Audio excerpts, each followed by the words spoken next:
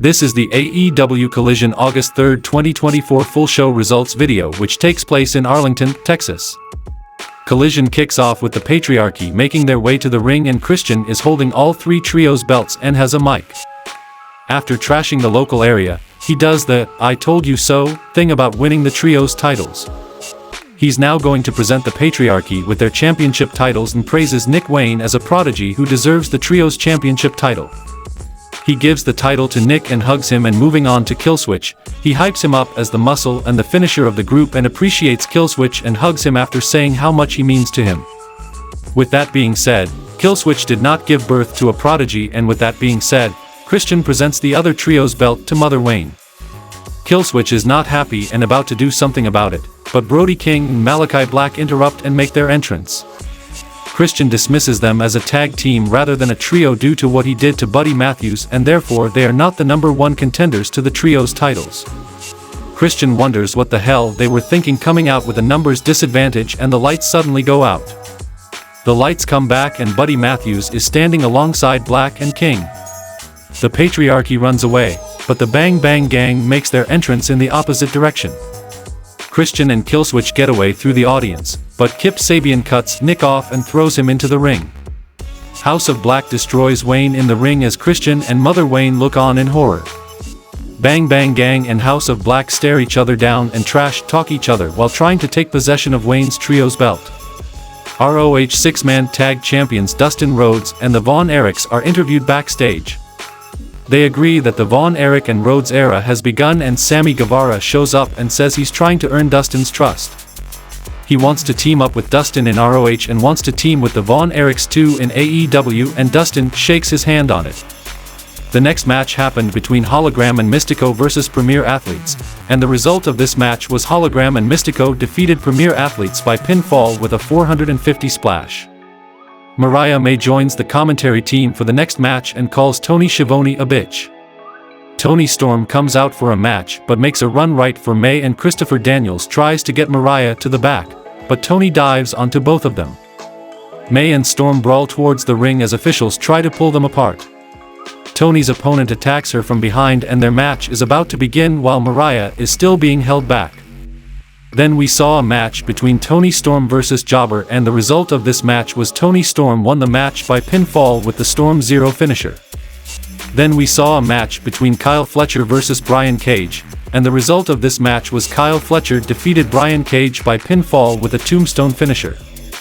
Fletcher cuts a promo on MJF after the match calling him a coward, and MJF interrupts from the big video board. He calls Kyle a typical invader from another country trying to take something away from a perfect American. He mocks Kyle's accent and offers him a title eliminator match on Wednesday, and he's going to teach Fletcher what real wrestling is all about, and for that, you can thank me later. A training video is shown with Bryan Danielson preparing for the title versus career match at Wembley Stadium. Jeff Jarrett and his crew are interviewed backstage, and the rest of his crew want him to go after Hangman Page. Jarrett is focused on wrestling Bryan next week and getting him ready for Swerve at Wembley, and says Swerve is the most dangerous man in AEW, so Jarrett wants to go hardcore with Bryan in a match with no rules on Wednesday. It will be anything goes for Bryan versus Jarrett on Dynamite, with Ricky Steamboat on hand.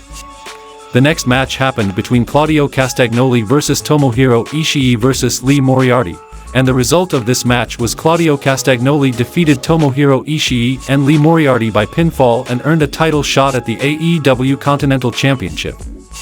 There's a backstage interview with Layla Gray as the new flight attendant for Top Flight. MXM Collection interrupts to talk trash, and Darius says that put MXM on their no-fly list. MXM calls for the end of the interview but strikes a pose on their way out. The next match happened between Thunder Rosa versus Taya Valkyrie, and the result of this match was Thunder Rosa defeated Taya Valkyrie by submission with the Cobra Clutch.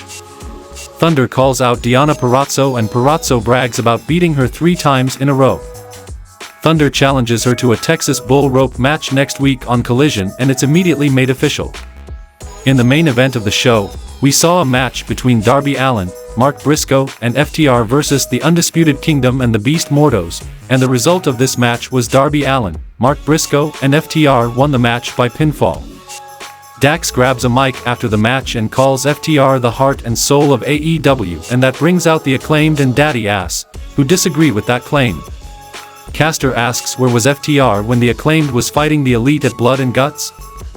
He says Dax's body is failing and Cash isn't good enough to be on the TV show when his partner is out.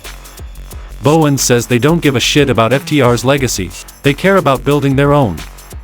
The Acclaimed is the heart and soul of AEW because everybody loves the Acclaimed.